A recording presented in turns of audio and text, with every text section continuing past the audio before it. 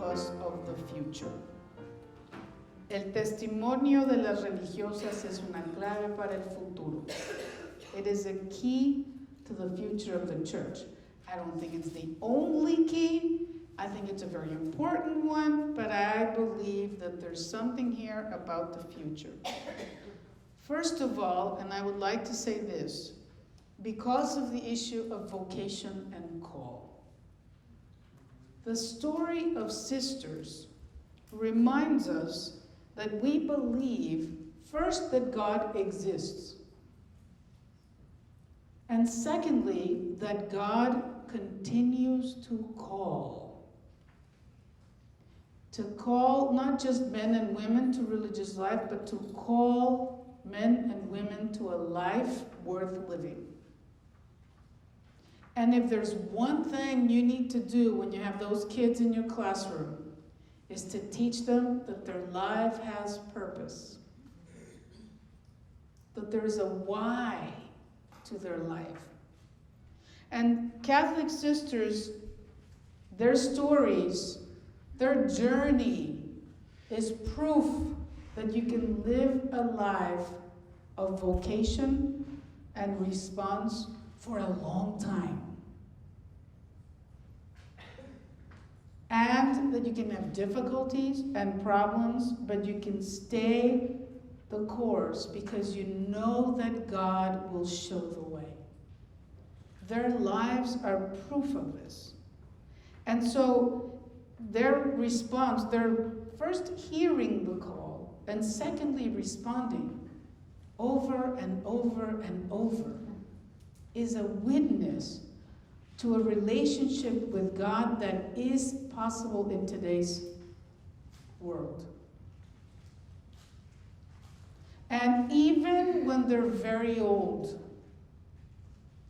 and we have stories that you're going to see in your curriculum, which I love, because you can just pick through many of them, and it depends on your kids. So you can take all those stories and talk about them. But you know, I had a sister who was 94, and she still visited patients in the hospital. She only visited 1 or 2 patients a day, and then the rest of the afternoon, she would knit little booties for the newborn babies. When she died, 2,000 people came to her funeral. I didn't know who those people were. And I remember standing there and someone came up to me and said, "Sister, are you the one that we should express our condolences to?" And I said, "Well, yeah, sure." She said, "Me, yeah." And she says, "Well, Sister Anita helped my mother die in peace 30 years ago. And when I found out she died, I wanted to come and say thank you because that changed the life of my family." So Anita was responding to a call well into her 90s. Think about so many elderly people today that feel that there's no purpose to their life. Think about the power of a story for people that feel that there's no way out. So we need to believe that there is a call that we need to listen to and that we need to respond to it. And these stories tell this over and over and over again in different contexts, in different moments, in politics, in social work, in missionary work, everywhere.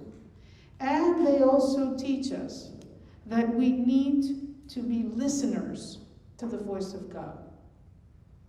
We need to be reminded in their stories, in their lives, of the importance of prayer, contemplation, of Lectio Divina, of looking at the scriptures, of having a life of prayer.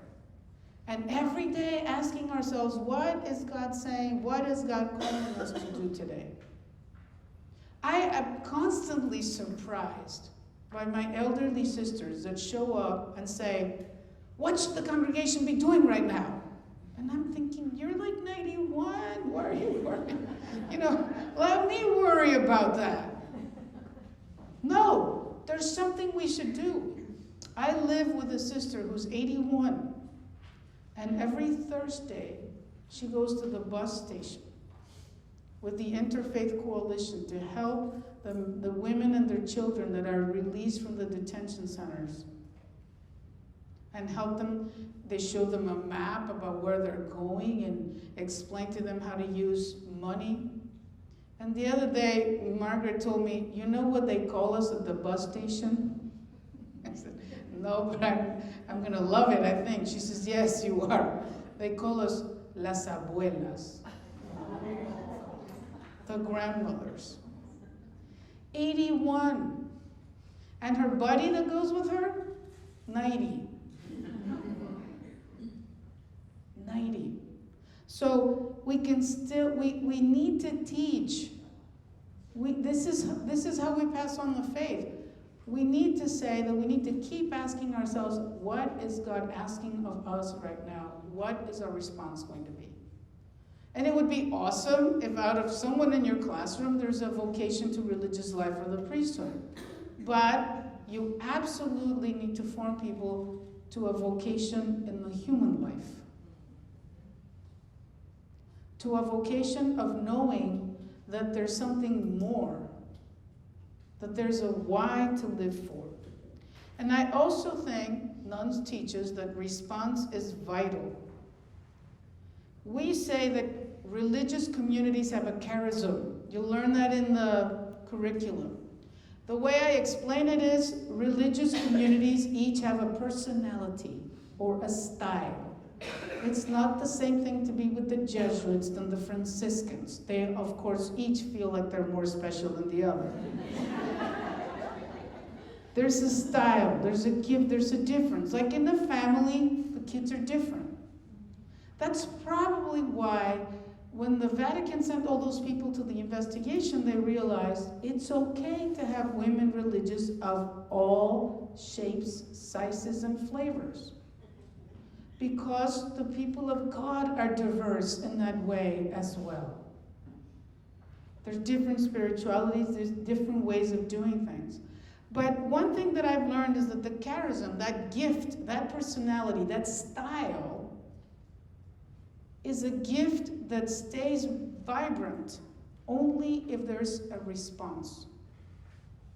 Only if there's a response. So this is my little graphic, and I think there's a founding call, which usually means there's a need. You'll learn in the curriculum, and as you experience a lot of the communities, they all responded to a critical human need. Education, a house for orphans, healthcare, work with marginalized communities. But there was a need. The call is based on a need. And then there was a response. Then there was a response. But that response is a dynamic. It goes back to the need, and it goes on and on. Aren't you impressed with my animation? Okay, so in that flow, from need to response, that is what keeps the charism alive.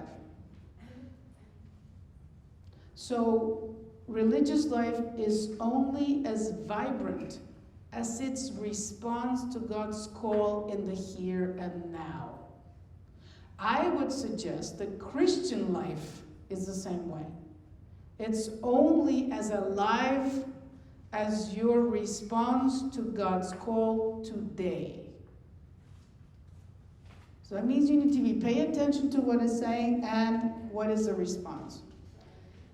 Another reason that we need to talk about nuns for the future of the church is that the church says that religious life, or nuns and religious, men religious, are essential to the nature of the church. This is the new word. In the next few months, a new document is going to be published by the Vatican called Mutual Relations. And it's going to be a document about the relationship of the hierarchical church, meaning mostly the bishops, and religious men and women's institutes. And the word they're going to use is co-essentiality.